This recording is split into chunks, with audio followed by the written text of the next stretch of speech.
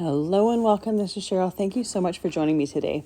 In this video, I'm going to create some sealed 3D Christmas cards and gift boxes. This is using the sealed 3D Christmas collection from Spellbinders. There are several different press plates plus this ribbon box die to make really cute gift boxes. And I'm also going to use the Poinsettia bundle seal stamp, the wax seal stamp, as well as the Evergreen Joy. So I've got 3 different wax mixes here to create with, and I'm going to do my wax seals first and then create afterwards. I'm also going to use a couple pieces from this Oh Joyful Day card making kit. I'll have a whole video where I'm using this kit to create a bunch of cards, but I wanted to decorate my boxes very easily with some printed papers as well as one of these stickers. So I thought I would pull out this kit and use it for one of the boxes for this video. So this has a 6x6 paper pad. There are some wooden buttons as well as some clear stickers and some chipboard stickers. Now this is a 6x6 pad, so it's not big enough to do the whole box with, as well as the fact that the cardstock isn't thick enough. If you have cardstock that's bigger or printed paper that's bigger, you could put it on some white cardstock and then do the entire box with it. I'm just going to use it to decorate the front of the box. I'm also going to use that treasured gold cardstock pack for some accents on my cards. So let's get down to making some wax seals. I have 2 of those wax seals here, like I said, the Poinsettia bouquet as well as the Evergreen Joy. And I have 3 different wax mixes. I have the Teal must-have mix that I'm going to be using first. And then I have the pink must-have mix as well as the Christmas must-have mix. And I'm going to do 1 of each seal from each of the colors, and I'm using several different shades for each of the colors just to get a little bit of color variation. I had put 2 of each of the teal colors in my little dish to melt, thinking that might be enough to do both seals, but you can see that there's not enough wax to do that second one. I can easily put that leftover wax that wasn't big enough in my little scoop there and then add a few pieces and melt it more. I love it when you use a bunch of different waxes and have the striations and the color variation in them. I think it looks a little bit more interesting. While I'm waiting for my wax to melt, I have a gold Posca marker here. Then I'm just going to color some of the accents on some of these wax seals just to make them pop a little bit more. When I have my wax in the little scoop, I just use a toothpick to mix it around, and then I twist it on the side of the scoop just to make sure that I'm not building up that wax on the toothpick. There's no point in it going to waste. So once my wax is completely melted, I'm just putting it on my mat here, and then I'm putting the seal in there and letting it completely cool. Now all these pieces, or a lot of these pieces, are from the wax starter kit. It's a great way to start because you get all you need in order to start. It also has some wax or some gold wax beads in it, as well as a 4U seal. So like I said, it's a great way to start, and then you can just get the odd seal here and there or the odd wax mix to go with and build your collection from there. So here is the second one, and you can see the beautiful poinsettia image on the center. I'm just going to use that gold Posca pen to highlight that gold poinsettia. Just makes it pop a little bit more. At one point, I did try do different colors for different areas in a wax seal, but I am not that gifted yet. There's someone I follow somewhere on TikTok or whatever that I love watching because she's able to do it, and it's amazing to see it done with the different colors. I'm just doing it with a few different colors, but swirled around and then pouring it onto my mat there. Don't want to get too complicated. So for my next one here, I'm using a few of the pink colors from the pink must-have kit, swirling them around, putting them on my mat. And I remembered that I bought the little spoons from Spellbinders. So they have a spoon on one end and this spatula on the other, and discovered that the spatula is very handy for scooping out all the excess wax from the little cup so that you're not wasting as much. And because it's silicone, once that wax dries on that little spatula, you can just pick it off, put it right in to melt again, or I like to put those little bits in the bags with the wax pieces. I also have a set of pastel Posca markers that I use to color other bits of these particular seals, just to add a little bit of color variation. So I have a teal color here that's very similar to the teal colors that the first seals were in, and they worked perfectly for just adding a bit of color to the greenery on the background of that one. Next, I'm using the Christmas must-have wax bead mix. This one I'm using the green as well as the gold and the pearl. I wanted, again, to add a little bit of color variation. I didn't want it to be overwhelmingly green, and I didn't want to have just a plain gold or a plain pearl. So again, I love the different variation that you can get by swirling different colors together. This little spatula is invaluable though. I ended up using it for everything, and I absolutely love how easy it was to use to scrape out all of the excess wax and make sure to not have as much waste. So for my last mix here, I used the red from the Christmas must-have mix as well as the gold and pearl. Now, I just did a video recently where I used the red for some autumn ones, and the red was very, very pigmented and overwhelming. So I tried for this mix to use more gold and pearl so that I'd still get the red color, but it wouldn't overtake the gold and pearl color. Again, I love the little swirls that you get, but this one ended up being perfect because you get that red, but it's not overtaking all of the other colors. Now, I do need to work on how much wax I need to pour on my mat, as well as with the shape to pour it in, because I wasn't getting nice even edges all around the seal, but that's just me being picky as well. It's one of those things I think that takes a little bit of work, but it's a fun process to do, something a little bit different to do. I once again took that gold Posca pen and highlighted the poinsettia. I really love these images when you can highlight certain areas and bring them out a little bit more. I think wax paste probably would work as well with this. I just didn't have any to use for this at the moment. So off screen, I did a bunch of die cutting for my boxes. The first one that I'm going to do, I'm going to use that Oh Joyful Day card kit. So I have a couple of the ribbon box die pieces cut. You need 2 of them to make a box. And then I chose one of the printed papers from that 6x6 paper pad. So this is gold. It's the matte gold cardstock. No, sorry, the pearl gold cardstock from that gold treasured cardstock package. And what I like to do when putting these boxes together is I like to use 1/4 inch Suquang tape. It makes it really easy to glue them together. I don't need to wait for anything to dry. You could use the liquid glue and it would give you a little bit of wiggle room, but like I said, it doesn't take any time for the double-sided tape to dry, and I know it's permanent. I also used my wax seal just to press down that bottom flap just to make sure that it was nice and glued together. Now, before I go ahead and add the ribbon to close it, I'm going to put the squares that I have cut onto the front of my box here. So I have a poppy field piece of cardstock that I've cut down, as well as the print. I wanted to have a red border around that print just to kind of bring it out a little bit more. You don't necessarily need to if you don't want to, but I love the fact that it highlights it a bit more, as well as brings in red into the project.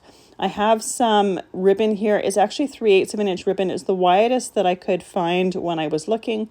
It's not as wide as the slot allows, so you could definitely use wider ribbon if you have it. I think you could probably use up to 5/8 inch ribbon, maybe even 3/4. So there is a nice wide slot. You can pick and choose what ribbon is going to work for what you want to do. Now, when I'm tying a bow for projects, this sounds weird, but it works. I tie them upside down. So you can see that my box is upside down here, and I am putting that bow on upside down or tying it upside down, but that's the trick to making those tails hang down. If I were to have this turned around, when I go to tie it, my tails are going to be flipped up and they're not going to be facing the right way.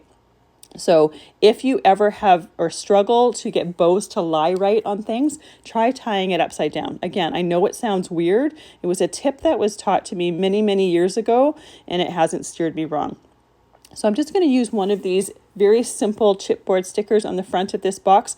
I was going to use one of the wooden buttons to add a little bit of variety as well. I put it on there and I really didn't like it, so I ended up taking it off. I thought it looked really weird and bulky. You could also put it on the knot of the bow, I think, as well. But again, I didn't really like it, so I opted not to do this. I did find that the sticker didn't really want to stick to the printed paper over top of that ribbon. So I ended up squeezing a little bit of liquid glue in there, held it down for a bit in order to make it hold down a little bit more and lie nice and flat. For my second box, I have some poppy field cardstock here cut. Once again, I cut 2 of those box pieces. You need 2 of them in order to make them work. Add the tape to those flaps, then take the backing off of one of them. And you can see when I put the 2 flaps together, I put it in the center of my box so that I know that everything's lying flat rather than fold it in half and have that flap on the outside and then trying to make the other side stick to it. This was the easiest way, and I've never had a problem with it doing it this way. Once again, putting that same tape on the bottom, taking that backing off, and then when I go to put those flaps together, once again, I'm going to put my box right side up and then use my wax seal in order to hold it closed. Now, for this one, I decided to put a little bit of tape on that top flap there in order to hold it closed, and it actually made the bow tying just a tiny little bit easier because I wasn't worried about making sure that top was completely closed. Now, for these samples here, I don't have anything filling the box, but you would definitely want to have them in there before taping that box sealed. Now, the other thing that I didn't do is I don't have an opening on the front of my box. Because these are just samples and I don't have anything in them, there wasn't really anything to see. But if you have a really pretty treat or something that you want to put in there and you want to have a little peekaboo window, it's very easy before anything is glued together to take a shape die, cut out of the front of the box, and then put a piece of acetate behind it so that you can see what is in there. And it's a fun element to add. For these ones, I kept the boxes solid, but that's certainly an idea if you wanted to add or wanted to create a little bit of variation to it. Now, the other thing you could do is, like I said before, use printed papers to cut out the box. You want to make sure that they are large enough for that die. 6x6 paper is just not large enough. And I didn't have any other prints that were larger that I wanted to be able to use for this that I knew would be able to be something that people could get. A lot of the printed papers that I have at home are older lines that are no longer available. So I did cut some extra greenery for this particular one, and this is from the Parcel and Post Christmas die set. I love the little greenery that comes with this set, and it's a great way just to add some texture and dimension. I used some pale gold Nouveau drops for the berries, and here I actually didn't even wait for those Nouveau drops to completely dry before gluing everything together. I was being extra careful to make sure that I wasn't putting my fingers in them. The one thing that I would change from this though is I have the pine branches as well as these berry branches die cut out of the same Fern cardstock, and so you can't really see the difference between each branch. It's definitely better to have them cut out of different shades of cardstock. Then I glue on my wax seal, and then I glue on a gold die cut or bow die cut from that Parcel and Post die. For my third box, I chose to use white cardstock for the base, and then for the greenery, I die cut the greenery in Waterfall, Teal, Topaz, and Lagoon for a non-traditional color palette. These are from the Evergreen Joy Sleigh die set. And these teals coordinate beautifully with the teal colors from the Teal must-have wax bead mix. So because I used a variety of different teal colors to die cut my greenery, you can definitely see each one a lot better. For this one, I chose to use gold ribbon for tying my box together because there is the gold highlights from using that gold Posca pen on the seal, so it's going to tie in beautifully with that. I also used some gold pearl cardstock to die cut the poinsettias from that Evergreen Joy Sleigh die set. So it has some floral elements to it as well. Now, this particular one, I used 3 different greeneries. So there's a pine needles, there's kind of some leafy branches as well as holly leaves. You can mix and match whichever ones you want to use. I chose to use all of them, and you can see that I'm kind of creating an arrangement that has 3 different points to it, and then kind of mixing my holly amongst those leaves or between those leaves with the excess ones. Most of those greenery pieces, I cut 3 of each. The holly, I cut 5. When I go to glue down my wax seal, you can see that a lot of that greenery is covered. It's just adding some texture to it. If you want to see a little bit more, you could pull it out a little bit or have it out a little bit and make way for that larger wax seal. This one is the Poinsettia wax seal, so it's quite a bit larger than the Evergreen Joy one. So for the poinsettia, I'm layering the two poinsettias on top of each other. I do shape them with my fingers just to add a little bit of extra texture. And I glued it to the top of the wax seal. If I had die cut it in, say, white cardstock, it would also be perfect to go right at the center of that bow as well. So you've got a bit of variety. Now the ribbon that I used for this one here is a wire edge ribbon. So you can make sure that it sits where you want it to go. You can shape it, but you do want to make sure that you're using scissors that you're fine with cutting wire with. You don't want to use your good scissors for this. So here are the 3 different boxes that I created. Another option would be to take the die cuts for those box bases and use it in one of your embossing folders to add a little bit of extra texture as well. That would look fantastic. There's just not enough time for all the ideas. So now that I have some boxes created, I'm going to create some cards. And I'm using the sealed poinsettia stems press plate set from this collection to create the floral element for these cards. So for the 2 first ones, I'm using distress watercolor paper. I like it because it's white and it's not going to change the colors, and it's going to go with the white box that I had already created as well. You can choose whatever your favorite watercolor is. For the first one here, I have the Woodlands Better Press ink set, and I'm using 2 of the greens. I'm using the lighter green for the whole piece, and then I'm taking the spruce one. I don't remember the name of the first green that I used. The second one was spruce though. I just used it a little bit in the center of the arrangement, just put it for a little bit of variety. It's going to give that greenery, that green look to it. And then when I go to watercolor in it, it's going to be coordinating, it's just going to coordinate beautifully with the reds, and it's going to give a very Christmassy look. For the next one here, I'm just using black Better Press ink. Once again, doing this on distress watercolor paper. When it comes to coloring this one, I'm going to be doing more loose coloring with this one, just for a bit of a different look. Just a different way to color it for people that don't necessarily love watercoloring, but like to have some color in their images. For the third one, I'm going to just use some hammermill cardstock. I am going to wipe down my press plate, but you can see when I go to stamp it that a lot of ink has transferred with that Versamark pad. So I'm going to use a Versamark pad to ink up this plate, and then I'm going to emboss it with some gold embossing powder. And I'm going to create a very simple and elegant image that is just white and gold. So I'm not going to add any color to this one, but you can see how a lot of that black ink has transferred with that Versamark pad. So I would definitely use some archival ink cleaner before time if you wanted to prevent that from happening. For this particular image, it didn't make any difference anyways because I was embossing it with gold embossing powder, but it would have affected it if I was using something that was clear or transparent. So once I have that gold embossing powder on there, I can use my heat tool to melt it. And you can see we get just a gorgeous, very simple but elegant image from there. Put that to the side, and then I'm going to better press some sentiments. Now this sealed poinsettia stems press plate comes with 3 different sentiments as well as a circle die. So you can create some faux looking wax seals. So that's what I'm going to do here. I've taken all 3 of those sentiments. I'm not going to use them all. I'm only going to use one, but because I have a larger gold piece here, I might as well ink them all or press them all.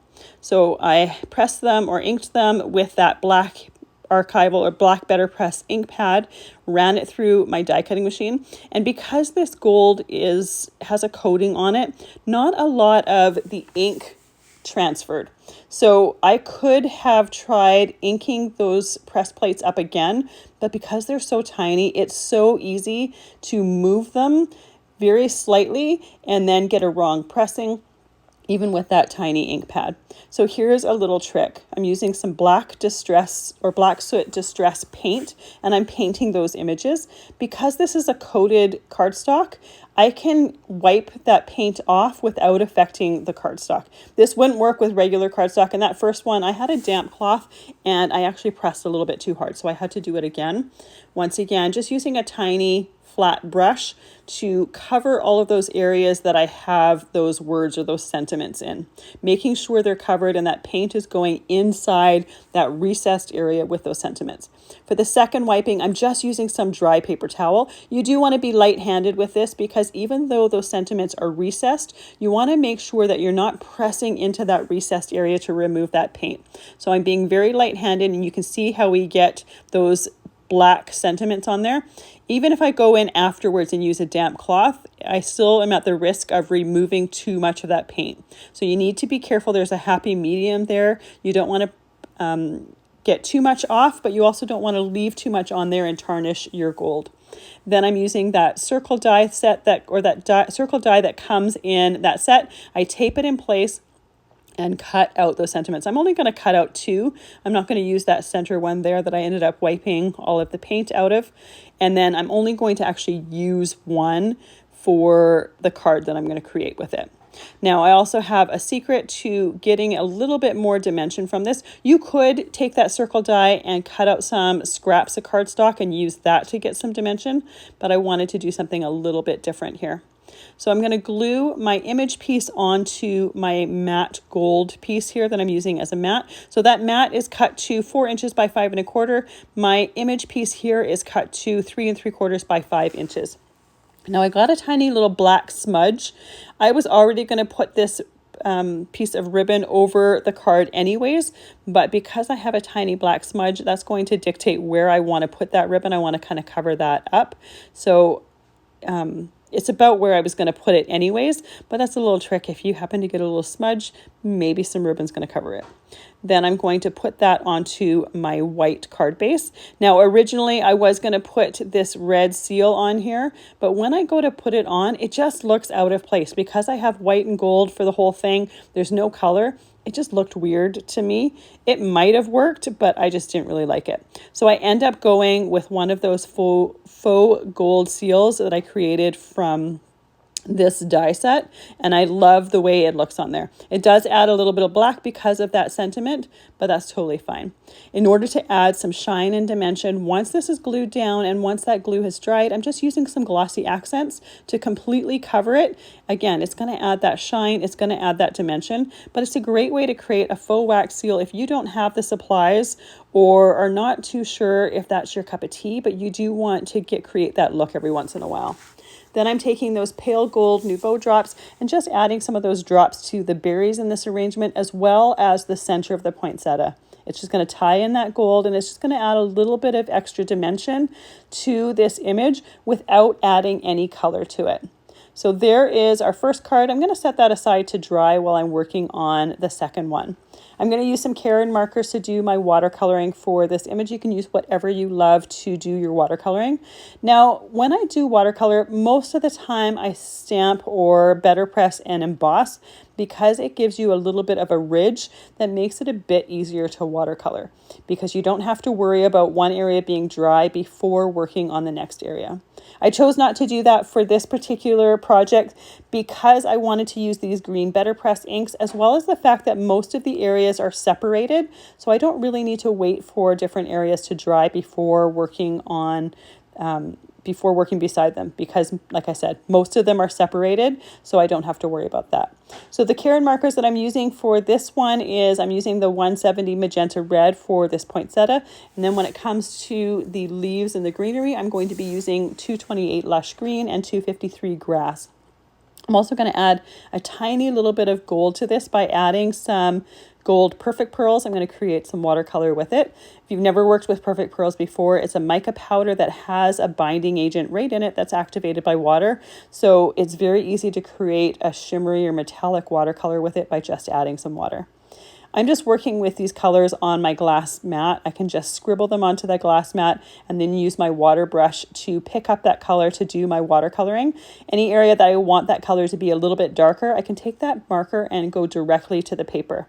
I typically don't go directly to the paper first, especially with dry paper, because sometimes it soaks in, and even when you go to watercolor it out or water it out, you still get a stain in that area. So I usually hesitate to do that too often. What I will typically do is do a little bit of watercolor in an area and then use that marker or whatever color it is just to dot in the darker areas, just to get that shading in there without creating kind of a stain on that color. I'm going to do the same technique with every single color that I'm using, and these are really, really easy to work with. When you go and scribble them on your desk and add water, your colors are going to be a little bit lighter. So when you go directly to the paper with the marker, it is going to be a bit darker. But because that area is wet, because you did the lighter color in there, it's automatically going to start to blend and bleed.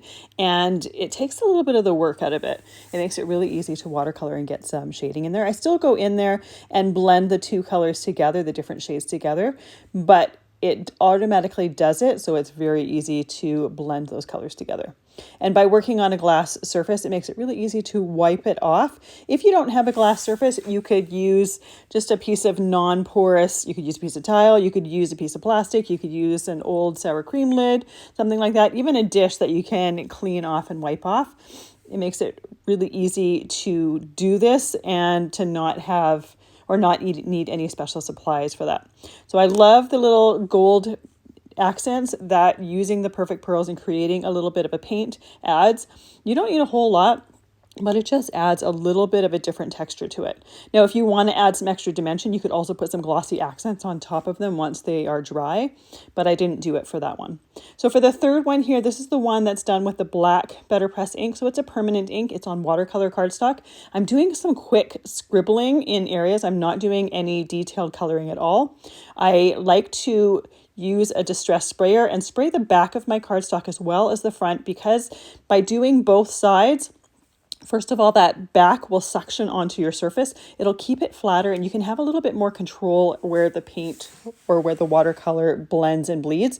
You don't have your paper curling and then the color flowing to the edges. So by having that more of that control, I like the fact that I can pick and choose where I want the color. If I have a little bit too color in one area, I can use a piece of dry paper towel and blot it off. Now, the colors that I was using here was 654 turquoise and 359 magenta and a little bit of 375 cerise, but the blue was a little bit too blue compared to the teal seal that I made. So I went and added some 377 ocean teal in there, and it made it a little bit more of the green tone, which I liked. Because we put the water underneath and it suctions to the table, it does take a little bit longer to dry. But as soon as my piece has as much of the color absorbed in as possible, so it's not going to run, I will lift it up and put it on a piece of cardstock to make sure that the air can get below it as well as above it, and that helps to speed up the drying. Now, because I was waiting for it to dry anyways, I decided to use the pale gold Nouveau drops on the berries as well as the center of the poinsettia, so that that would be drying at the same time as the paper and the watercolor would be drying. So for my first card here, or I guess it's the second card, I'm using that same matte gold cardstock from the Treasure Gold cardstock pack. I have it cut to 4 inches by 5 1/4 inches, and then I have my image piece once again cut down to 3 3/4 by 5 inches. So we get a nice amount of that gold around there. This particular one, I'm using one of the green seals that has the gold and the pearl swirled in. So it's going to tie in with those gold accents really nicely, as well as the pearl looks nice with that white cardstock. I have some 1/8 inch ribbon here. It's just gold, and I just cut just a little strip of it with angled edges, and all I'm going to do is fold it into kind of a V and then put it in my tape here. I'm using that same Suk Wang tape that I use to glue my boxes together, but I'm also using a little bit of liquid glue. That tape is going to hold it initially, and then that liquid glue is going to be a little bit stronger. For the piece that I misted with water and just did some really loose watercolor, I love the color it adds to the piece, but it's one of those things that for some people, they don't like to do watercolor or detailed watercolor. So it's a great alternative to get those colors in there and just be loose with it. I have a piece of Lagoon cardstock here. I cut out an oval with it for a previous project, but I was able to cut this down to 4 inches by 5 1/4 inches and still have enough space to do a mat for my image here. My image, once again, is cut down to 3 3/4 by 5 inches, but because most of this cardstock is being covered other than that outside edge. No one's going to know there's an oval cut out of the center. Now, originally I was going to put one of the pink seals on this, but because I have the bleed from the pink right at those stems, I thought the teal one gave a little bit more contrast. Either one would have coordinated. They both have this similar colors and they both would look pretty, but I like the look of the teal one on top of the pink ink underneath it. So for this one, I'm going to glue that seal down, and then out of that same 1/8 inch gold ribbon, I just tied a bow for this one. I'm going to glue it right above that seal, just for something a little bit different from the other cards. And it just shows you have options when it comes to putting your seals down. You could just put a stripper ribbon, you could do that little V like I did in the last card, or you can add a bow. The one thing about adding ribbon and gluing it on with liquid glue is it doesn't really like the liquid glue, so it takes a little bit longer to dry. It will dry, but it's best to put it down and then let it sit and not touch it for a while. So here is our third card with the very, very loose watercolor. Again, just some color on that background. Here's the first card with that very simple gold and white color palette. And then we have our traditional Christmas colors with the red and the green, as well as that gold. That second card is the one that had the faux wax seal on it from the pieces from the sealed poinsettia stems, press plate and die set. And then we have our 3 gift boxes. So several different ways to use those wax seals. And I love the fact that these gift boxes are perfect for giving little treats out at Christmas time. You could also use them at Halloween for little Halloween goodies as well. Thank you so much for joining me today. I really appreciate any time you spend with me, and I hope you have a fantastic day.